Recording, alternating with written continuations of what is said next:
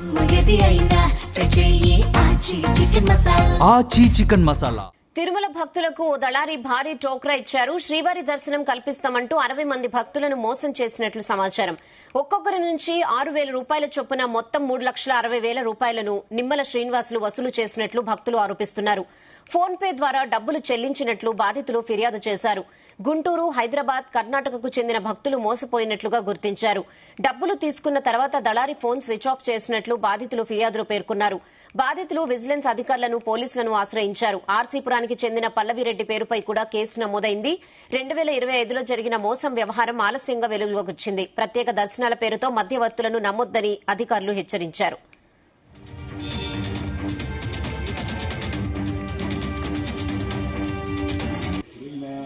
ఎవరన్నా పర్సన్స్ వస్తే నా పోయి అడిగితే 2 లక్షలు కూడా ఇవ్వరండి. మీరు ఎక్కడి నుంచి వచ్చారు? అసలు ఏం జరిగింది? మేము గుంటూరు నుంచి వచ్చామండి. దర్శనం సుప్రభాత దర్శనం అని చెప్పారు. చెప్తే మేము అందరం ఫ్రెండ్ సర్కిల్లోనే వచ్చాము. ఫ్రెండ్ సర్కిల్ మొత్తం 60 మంది కూడా ఫ్రెండ్ సర్కిల్లో వచ్చాము. వచ్చినాక నిన్న పొద్దున్న రాత్రి మాట్లాడాడు. పొద్దున్న కూడా టికెట్లు ఇప్పిస్తాను, ఇక్కడ ఎన్సీబీ రండి, కసిపోయి కాడికి రండి అని అన్నాడు. 12 దాకా కూడా ఫోను ఆన్లోనే ఉంది. 12 నుంచి ఇంకొడతంటే ఫోను నాట్ రీచ్లు వస్తుంది. జరిగింది.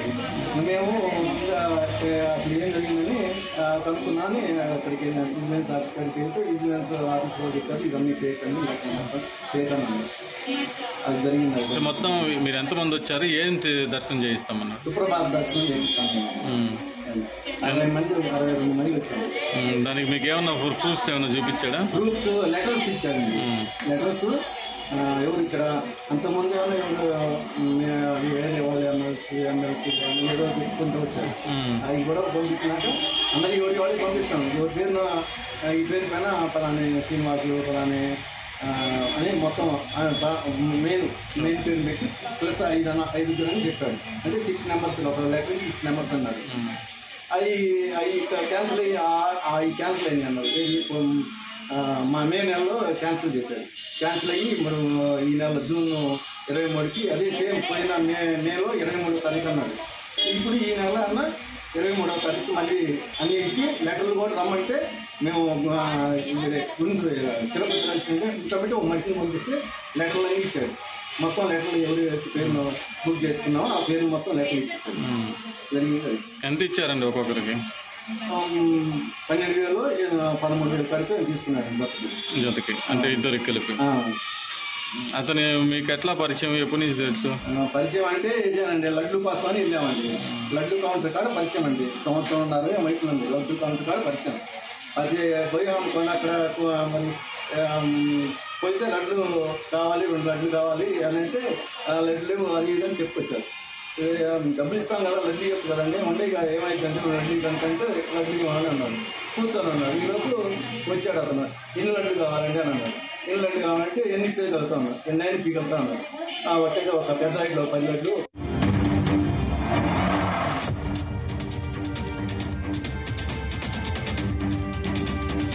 ఈ విషయంపై మరిన్ని అప్డేట్స్ మా ప్రతినిధి మధుసూదన్ అందిస్తారు. మధుసూదన్, రెహనా సుప్రభాత సేవలో దర్శన టికెట్లు తిరుమలలో వసతి గదులు ఏర్పాటు చేస్తామని నమ్మబలికి గుంటూరు జిల్లాకు చెందిన సుమారు 60 మంది భక్తుల నుంచి కూడా 4.22 లక్షలు వసూలు చేసిన మోసానికి పాల్పడిన వ్యక్తి తిరుమల 2 టౌన్ పోలీసుల్లో కూడా కేసు నమోదైంది. అయితే గుంటూరు జిల్లాకు చెందిన గోగు శ్రీనివాసరెడ్డి ఇచ్చిన ఫిర్యాదు మేరకు నిమ్మల శ్రీనివాస్ అనే వ్యక్తిపై భారతీయ న్యాయ సంయుక్త బిఎన్ఎస్ సంయుక్త సెక్షన్ల కింద కూడా కేసులు నమోదు చేశారు. అయితే తిరుమలలో దళారీలుగా ఉండి టీడీ ఉద్యోగుల సన్నిహితంగా పరిచయాలు పెంచుకొని ఎంప్లాయీస్ కోటా ద్వారా సుప్రభాత సేవ దర్శన టికెట్లు మరియు ఇలా వసతి గదులు కూడా ఏర్పాటు చేస్తాం. నమ్మబలికి కూడా 60 మంది భక్తులు చెప్పారు కూడా 3,60,000 అమౌంట్లు కూడా తీసుకున్న కూడా పరిస్థితి ఉంది.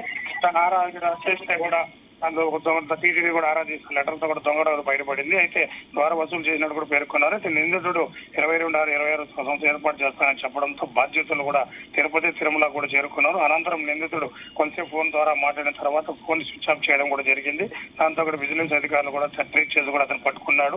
అయితే టీటీడీ అధికారులు చూపుగా ఇవి నకిలీవి నిర్ధారణ కావడంతో టీటీడీ విజిలెన్స్ అధికారుల సూచన మేరకు బాధ్యతలు కూడా తిరుమల 2 టౌన్ పోలీసులు కూడా ఫిర్యాదు చేశారు. ఫిర్యాదు చేసిన ఆధారంగానే కేసు కూడా నిజాం మీద కూడా దర్యాప్తు చేసి కూడా ప్రారంభించారు. అయితే పోలీసులు నిందితుడు రాజు కోసం కూడా ప్రత్యేక బృందాలతో కూడా గాలింపు చర్యలు కూడా చేపట్టారు. అయితే ఇప్పటికే తిరుపతి జిల్లా ఎస్పీ సుబ్బారాయుడు కూడా దర్శన టికెట్ల ప్రత్యేక సేవలు మోసాలతో పడే వ్యక్తులు కూడా ఉన్న పట్ల భక్తులు అప్రమత్తంగా ఉండాలి, ఇటన్ని మోసపోవద్దని కూడా చెప్తున్నారు. అయితే టీటీడీ కూడా ఇప్పటికే అన్ని అనౌన్స్మెంట్ ఉంది, ఎవరు కానీ దళారులు కానీ ఎవరన్నా కూడా మోసపోవద్దని ఇప్పటికే కూడా చెప్పింది. అందులో కూడా వీళ్ళు కూడా మోసపోయారని కూడా తెలుస్తుంది. అయితే అలాగే వ్యక్తిగత బ్యాంకు ఖాతా లేదా డిజిటల్ చెల్లింపు వేదికల ద్వారా డబ్బు బదిలీ చేసే ముందు సంబంధిత సేవా ప్రాధికారులు నిర్ధారించుకోవాలని కూడా అనుమానాస్పద కార్యక్రమాలపై సమాచారం వెంటనే పోలీసులు స్టేషన్ కు సంప్రదించారు. అటు అత్తరు సేవల్లో సేవ నెంబర్ 112 లేదా సైబర్ క్రైమ్ 1930కి సమాచారం అందించాలని కూడా ఇప్పటికే ఎస్పీ కూడా అందించారు. అయితే ఒక్కసారిగా శ్రీవారి దర్శనం కల్పిస్తానంటూ 60 మంది భక్తులు కూడా టోకరా పెట్టారు. ఒకసారి నుంచి 6,000 చొప్పున మొత్తం 3.6 లక్షల వసూలు కూడా చేశారు. అయితే గుంటూరు, హైదరాబాద్, కర్ణాటకకు చెందిన భక్తులు మోసపోయినట్లు కూడా తెలుస్తుంది మాకు సమాచారం కూడా. అయితే ఫోన్ పే ద్వారా డబ్బులు చెల్లించినట్లు కూడా బాధ్యతలు కూడా ఫిర్యాదు చేశారు. అయితే డబ్బులు తీసుకున్న తర్వాత సెల్ ఫోన్ స్విచ్ ఆఫ్ చేసి కూడా ఆఫీస్ దళారి పరారు. అయితే ఇప్పుడు నిమ్మల శ్రీనివాస్ అనే వ్యక్తి భక్తుల నుంచి కూడా ఆరోపణలు కూడా వస్తున్నాయి. అయితే విజిలెన్స్ అధికారులు కూడా పోలీసులు కూడా ఆశ్రయించారు.